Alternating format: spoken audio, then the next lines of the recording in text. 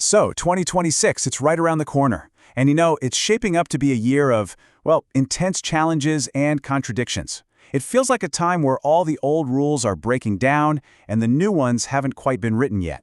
It kind of feels like we're all sailing straight into a perfect storm of change. And that idea of a storm-tossed journey, it actually gives us a great guide for thinking about the year. Odysseus, the hero from Homer's Odyssey. The classicist Daniel Mendelssohn has this great line where he calls him the perfect hero for our storm-tossed times. And it makes so much sense, right? His whole story is this epic, brutal journey home, facing down monsters, and just total uncertainty. It's a really powerful metaphor for where the world is headed in 2026, a path that's going to be defined by some really tough choices and, some huge consequences. So, what are the monsters we're going to face on our own Odyssey? So what exactly are these storms brewing on the horizon? Well, in this explainer, we're going to navigate through three of the biggest ones. First up, a real crisis in democracy. Then we'll look at the double-edged sword of technology. And finally, we'll dive into a massive shift in the global economic order. All right, let's get into it. Okay, first up, the state of democracy. We're talking about these deep, partisan divides that are testing democratic systems to their absolute limits. You can see it all across the West. This battle is just raging between populist nationalism and the political establishment. And in 2026, it feels like it's hitting a real fever pitch.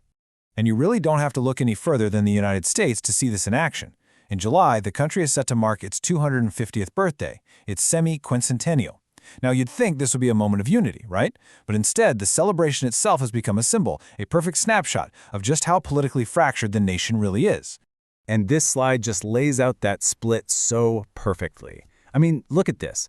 On one side, you've got the official America 250 Commission. This was created by Congress, and the whole idea was to be bipartisan.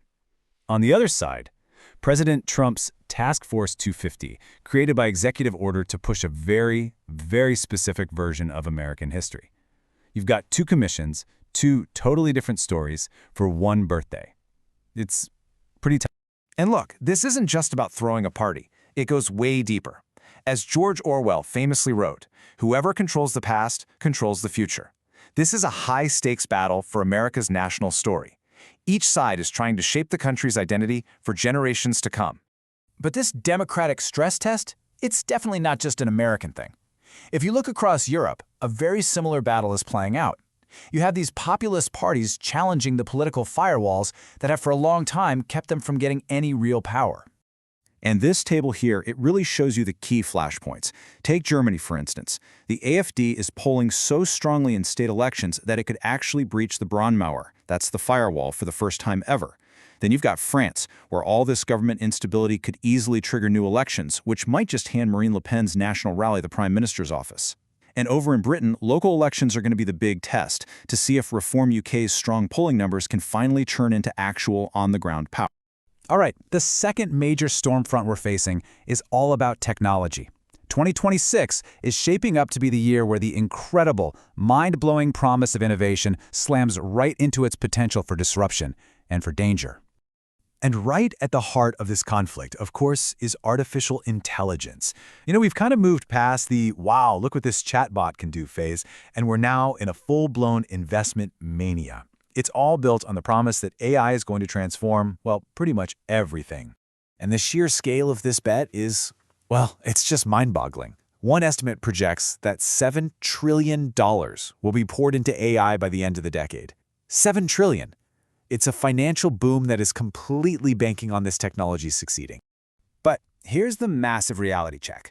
Right now, a staggering 95% of corporate AI pilot projects are failing to generate any financial return at all. There is this huge yawning gap between all the hype and the actual profitable use of AI by real businesses. So this gap, it creates enormous risks. I mean, what if investors lose faith? That could trigger a market correction that wipes out trillions. But what if it goes the other way and adoption does speed up? Especially with these new autonomous AI agents that are basically designed to be drop-in replacements for human workers?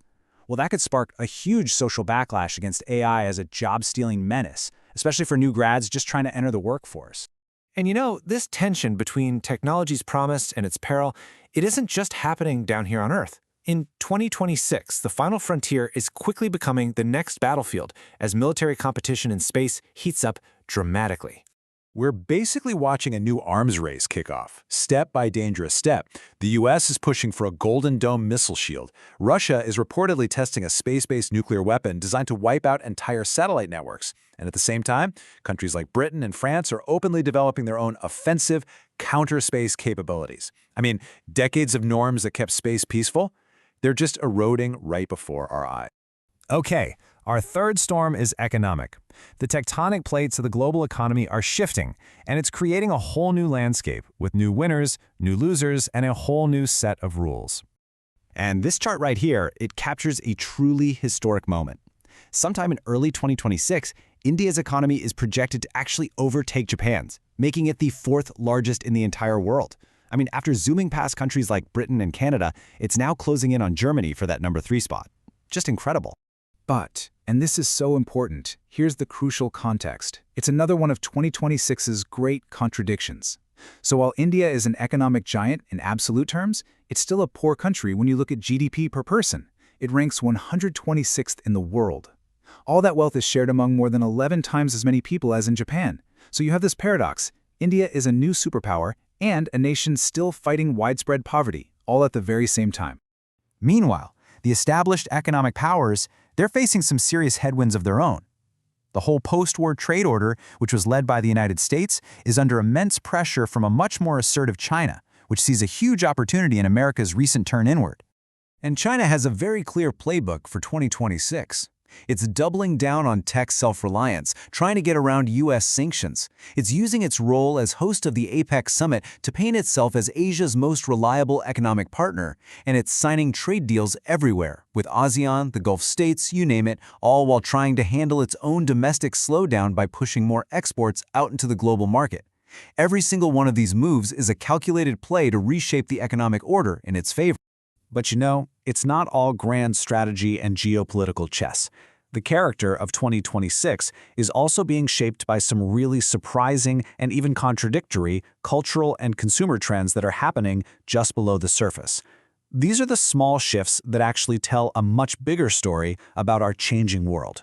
Like for instance, 2026 is the year the world officially hits peak wine, which is a fascinating sign of how tastes and lifestyles are changing globally. It's also the year that weight loss drugs are set to go truly global. Patents are expiring, which could make them accessible to billions and totally reshape public health. And get this, after more than 230 years, 2026 is the year America is finally set to say goodbye to the penny. A tiny change, sure, but one that says a lot about economic evolution and, you know, just letting go of the past. So as we navigate our way through this turbulent year, one thing becomes crystal clear. 2026 is really defined by its unresolved conflicts. It's a year of huge contradictions, of booms and busts, of new powers rising while old alliances fray, of immense promise and, at the same time, of equal peril. And that brings us back, finally, to Odysseus. Just like him, our world finds itself on a storm-tossed sea, facing its own set of monsters and forks in the road. And the ultimate question for 2026, the one we're all left with, is this: which path will we choose?